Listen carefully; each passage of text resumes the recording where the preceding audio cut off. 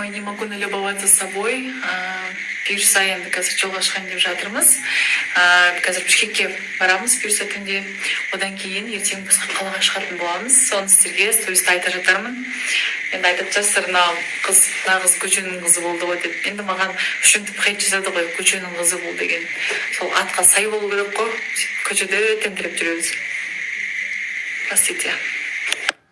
Ал менен бизнес по Китаю алған, курс алған жандар, уайымдамаңыздар, барлығы болады. Бізде қазір кішкене сайтта ақаулар болып жатыр, сол шешіліп жатыр. Сондықтан мен пока что сториста ештеңе айтпай жатырмын. Как возобновиться, мен сразу сіздерге толықтай барлығын транслировать ететін боламын. Так что уайымдамаңыздар, сабақтардың барлығы.